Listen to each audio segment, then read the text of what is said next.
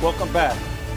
We're honored to have Captain Rich Sloan here with us today to share more about the Military Order of the Purple Heart, an organization dedicated to supporting our nation's combat wounded veterans. Captain Sloan will provide us with valuable insights into the history, mission, and the significant work the organization does to assist veterans and their families. Welcome, Captain Sloan. It's a pleasure to have you here today. Thank you, Fred. How was the Military Order of the Purple Heart established? Well, it goes back in history to the Colonial Revolution when George Washington was interested in rewarding the members that fought for our freedom with some recognition, and established in 1782 what was then known as the Award of Military Merit. And it was a cloth award that soldiers could sew and pin on their uniform. It was in the shape of a heart. It was purple and had the word merit. Over the years, that became disused, so to speak.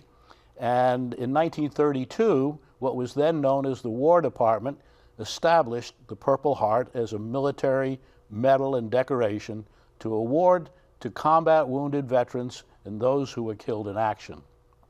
Yeah, that's a particular medal not many people want to get. Well, that's true. With the Military Order of the Purple Heart, can anyone join that particular organization, or what are the qualifications? Well, membership is restricted to those who have received the medal itself, the Purple Heart Award, and so it is a small honored group in that respect. We do have an auxiliary organization that consists of relatives, wives, widows, children, direct descendants of those who have received the Purple Heart. But they are not members of the Military Order of the Purple Heart organization. They're members of the auxiliary, if you will.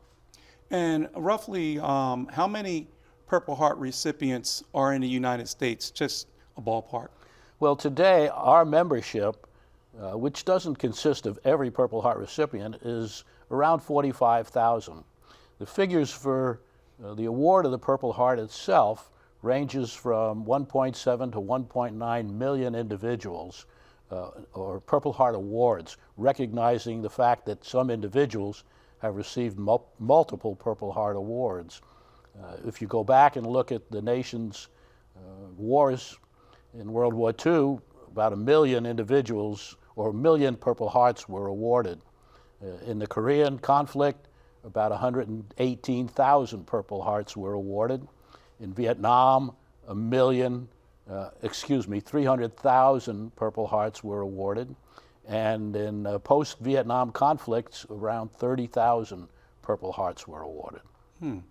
And what role does the Military Order of Purple Heart play in advocacy? Right. Advocacy is a very important part, not only of what the Military Order of the Purple Heart does, but in many, many veterans organizations.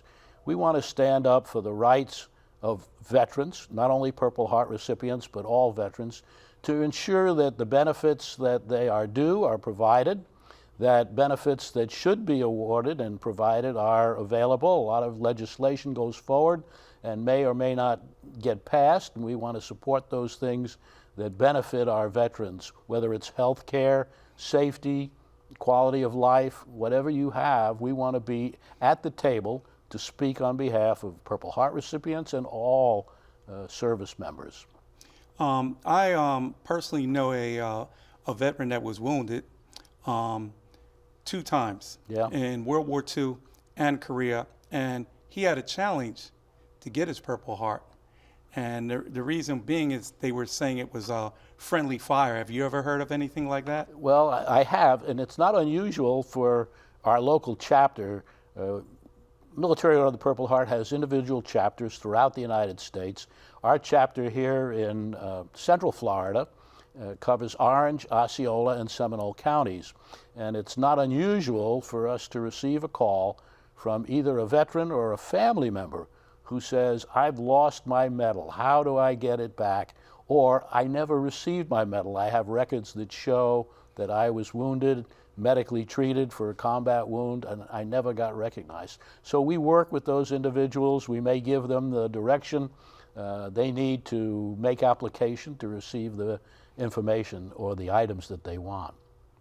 Okay, and that would be great for a lot of times you have families where the veteran has maybe deceased, and now they may have a son or a grandson that wants to follow up and find out the legacy of their Right. particular, grandfather or their particular father. It's great to know the resources that you do provide. What made you, or your purpose with being with the Purple Heart? Myself personally? Yes. Well, the organization was really chartered by Congress to promote goodwill and camaraderie amongst those of us who were combat wounded veterans.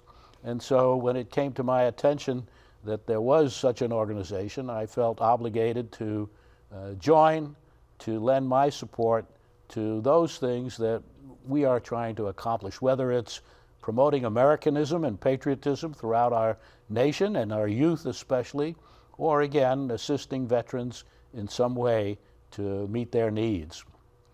In what other ways is the work of the Military Order of Purple Heart important?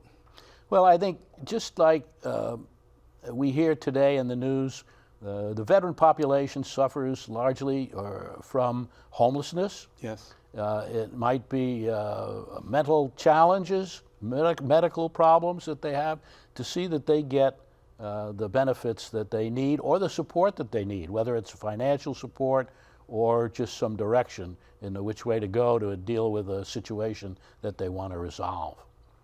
And in closing, is there anything that you would like to say about the Military Orders Purple Heart that's special to you? Well, I think again, it's in the interest of the organization and the nation to promote patriotism and Americanism. We find ourselves often in challenging times, and people question which way the nation might be going, but we look back on the contribution, the service, and the sacrifice to members of the armed forces, whether they have received the Purple Heart or not. And those sacrifices can be great, to family and personal fortune, if you will. And anything we can do to support each other as members of the organization or as veterans in general is really important to me and to the nation, I think.